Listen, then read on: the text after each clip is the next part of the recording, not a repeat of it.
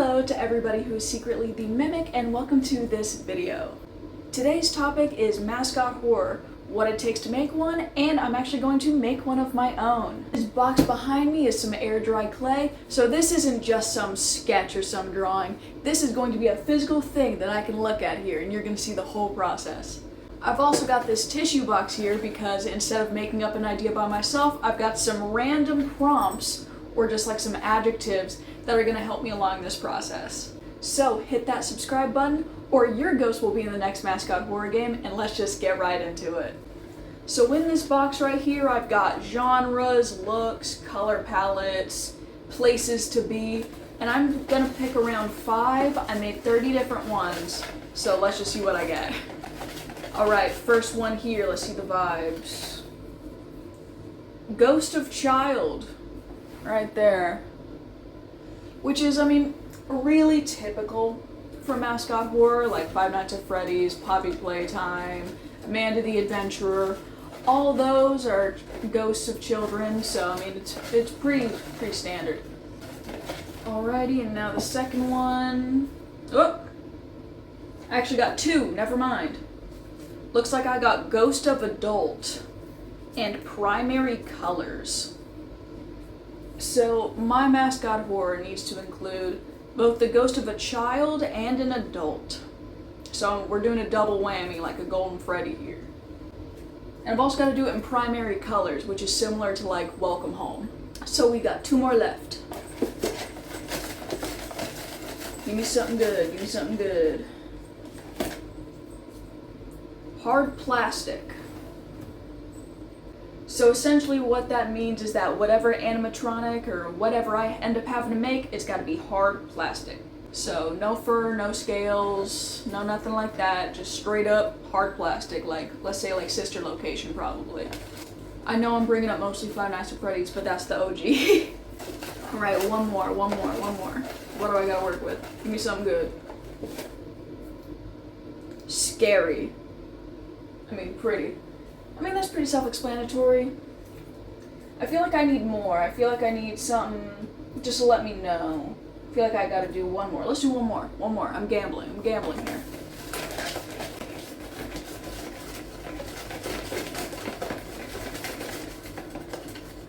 You.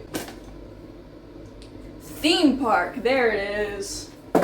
Alrighty, so our setting is gonna have to be a theme park. So, primary colors, the ghost of a child and an adult. Primary colors gotta be in hard plastic. I'm gonna think about this. We're gonna go over to the sketch stage. I'll see you there. I'm so excited for this video. See ya.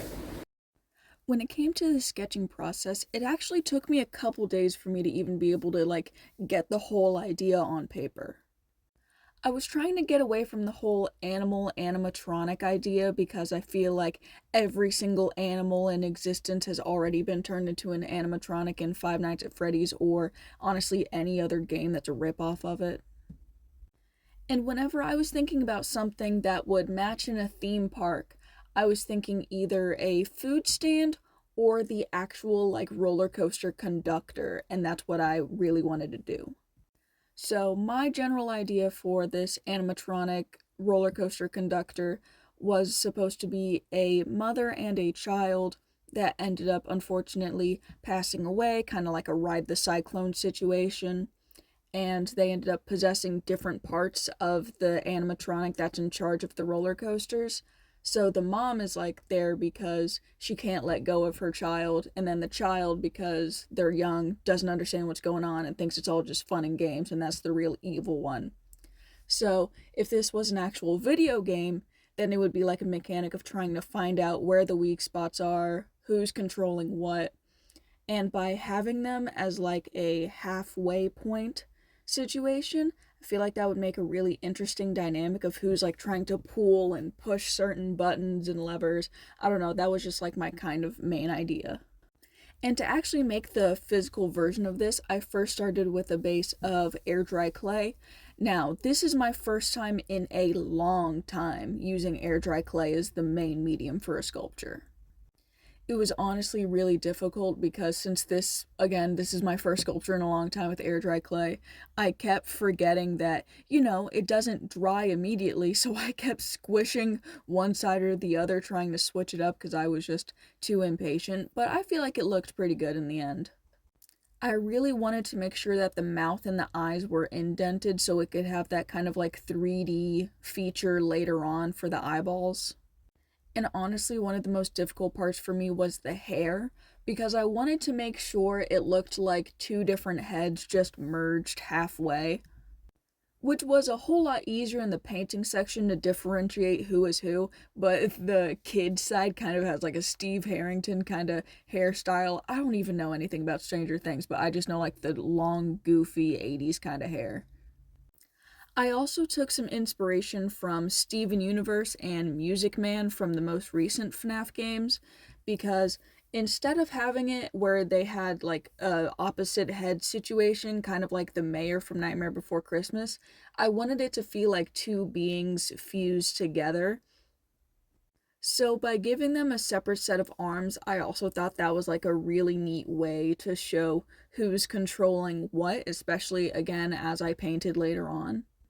And if this was a real video game character and I knew a bit more about ball jointed and moving dolls, I would have wanted this to where all of it could like twist around, like where the faces could mix up and then the arms could turn over and go somewhere else. I feel like that would be a really interesting aspect of it if it were a game where everything's just like spinning at all times and you don't know where exactly to hit.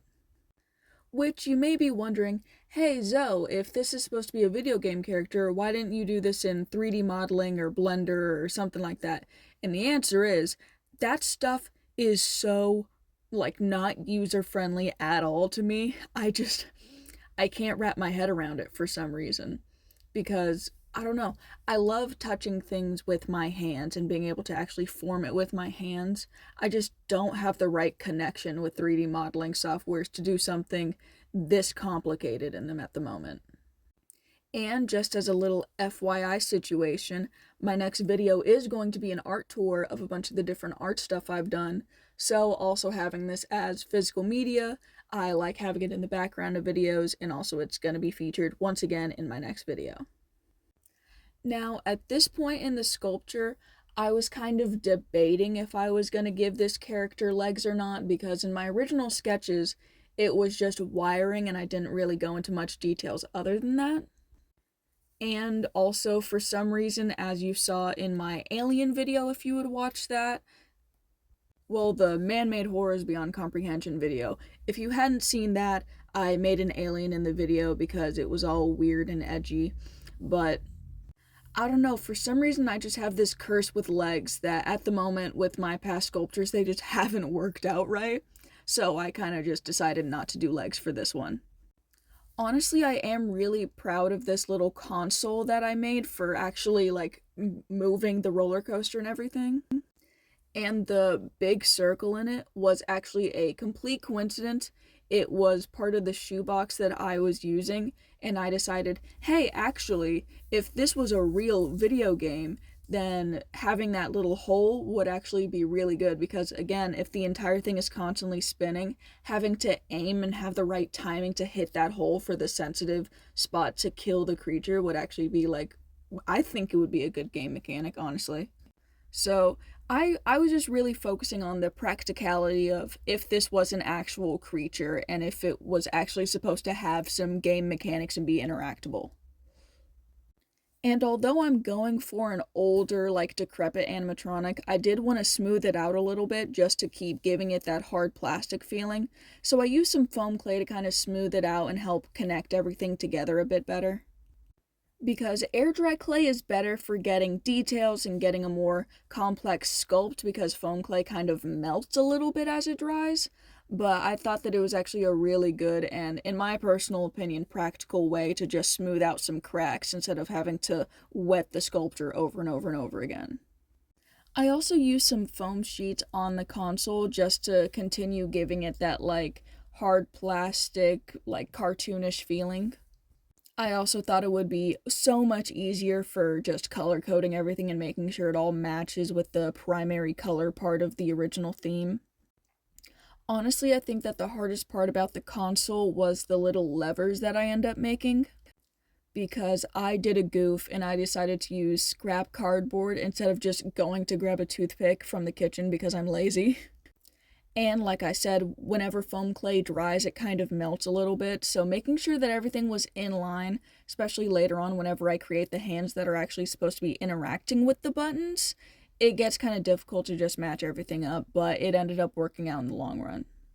Something that I also wasn't too sure about is, since this is a semi-humanoid animatronic, I wasn't too sure about clothes, but I decided against it because all I could think of was some ugly polo, and I do not have the skills at the moment to create like fabric looking kinds of things. I also feel like that wouldn't be really practical with the whole like constantly swirling around motion that I wanted to convey. But since this character doesn't have any legs, the way that it's actually holding itself up is with its hands, and that's why I tried to make the elbows and like the forearms a little bit flatter, just because that's the thing that's going to be holding it up in the first place. But as you saw in the original sketches, it's supposed to have a heck ton of wires and like mechanics all under it. So what I end up doing is I end up cutting a bunch of the foam sheets that I was using, and then I use some more foam clay to secure it at the bottom, so it just looks like whenever this creature gets pulled out of the console, it's just a whole bunch of like mangled wires. You'll see it looks super super cool. And here I was just starting to sculpt the hands and getting everything ready for painting. I think in total, across multiple days and not including drawing, this whole process was around 3 hours, I believe, which isn't too bad, but I'm slowly increasing the amount of effort and time I'm putting into these videos. I'm really worried that later on, with just the scope of these projects getting larger and larger, that I'm gonna turn out to be one of those YouTubers that only posts like once every 3 months, and then it's like, alright guys, I spent $4 million on this huge thing, and we're sponsored by insert whoever here, and we're gonna do this, let's get it, subscribe, and I'm gonna be gone for another 6 months doing something crazy.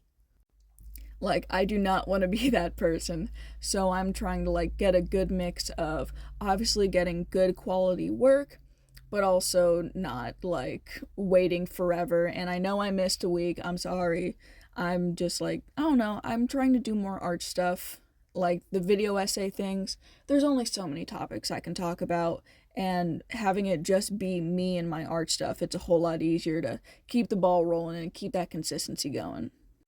Speaking of consistency, to help out this console to make sure that it matches the animatronic a little bit, I started off with a base of white at the bottom, and then afterwards I'll start shining it with some silver and black, just so this way it looks a little bit more aged, and this way, as there's like scratches and just showing how old it is, it just has it helps with details, really. Like, when I first started doing a lot of character stuff online, I was also doing art commissions for people doing like D&D characters and everything. So having those just small details has something that I honestly I've just always had it ingrained in me to think about the little details and the non-verbal storytelling of a character to really get that message through. I was a bit worried though with the whole primary colors thing, that if I painted the entire body yellow, it would just look way too much like some Welcome Home knockoff. So I made the red and blue like color coordinated of which side is controlling what, and I only kept the face yellow because, again, I just didn't want it to seem like a Welcome Home knockoff. Honestly, color, other than just making sure that the two sides were different and having it be the primary color's theme, I hadn't really thought about the actual mapping of the colors, so this was kind of like thrown together willy-nilly. So I feel like if I had thought about it for a little bit longer, I could have gotten a better color layout, but I still think that it looks pretty cool like this. I also just realized in the angle that this is in, you can just see Chumkey in the background, just kind of judging me a little bit when the light flickers right. You can also notice the paint slowly chipping off randomly, and I honestly think that was because I hadn't let the foam clay dry all the way, and then I put wet acrylic paint on top of that, so it just like didn't match properly, but I fixed that later on. It's just a little bit annoying.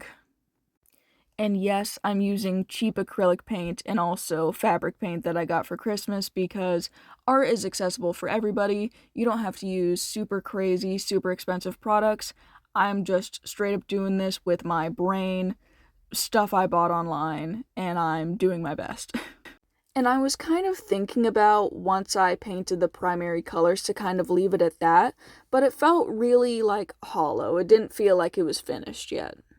So when I started painting the black over the console, I also decided that I was going to dirty up the animatronic itself to kind of give it that, again, that aged, dirty, decrepit look to it. Because again, if this was an actual game, I would believe that it would be set of like a bunch of kids or just this one YouTuber dude just like trying to hop into a fence and go explore some abandoned amusement theme park. And then like the boss battle would be like being on the roller coaster, almost Super Mario Sunshine style. And I also think it would be cool if the console would like kind of fold into the ground and then the conductor could pop up in different roller coasters and it would be the same like sequence and fight each time. Honestly, that would be like a crazy VR game too. People would get so sick. And I know I'm talking about the video game aspect and practicality a lot in this video, but if anybody has video game modeling skills or like development skills and you want to use this character, you can just ask and I'll do it, like, if you want to. I heavily doubt this video is going to get more than like 20 views, but oh well, I might as well just put it out there that as long as I get credit and I get asked about it, I'm fine with this character being used. And as you can see with the dirtiness aspect, I also tried to get like those mother's tear marks in just to show it like being all super sad. And then just the child's face being all freaking excited and evil looking. And I know most people would expect the sad side to be blue and then the aggressive side to be red, but I mean, like I said, I didn't really think about the colors that much and it just turned out this way, and honestly, I still love it, so let's just get into that. Alright, we're back to talking. So, we've gotten all of our prompts, the primary colors, ghost of child, ghost of parent, scary, hard plastic, and the amusement park. So I was given a little bit of like background of the story I was thinking about during this, and I think I'm just gonna leave the name as the conductor, just because I don't know, I suck with names sometimes, I'm sorry. But now, I am connecting it all together. I'm honestly really proud of this. I was not expecting it to come out this good. Okay, let me connect his. There we go. Okay, cool. So this is one side. Doing a little walk around. This is one side. This is the other. Turned around. And then, yeah, as I explained later, that this is supposed to be like a weak point, that this entire thing is supposed to like spin around if this was an actual video game, so maybe I'll also put like a little slow carousel around here. But yeah, I think this is really neat, especially as one of my first sculptures with air dry clay in a while. But hey, with all that being said, let me know down in those comments how you feel about this sculpture, how you think about the backstory, if you have any other ideas for some random pick a character and make it ideas, put those down in those comments. And while you're down there, hit that like button and give me that sweet, sweet dopamine to keep making these videos. And for now, I'm gonna go get some ice cream. See ya! Hope there's no car. Boo!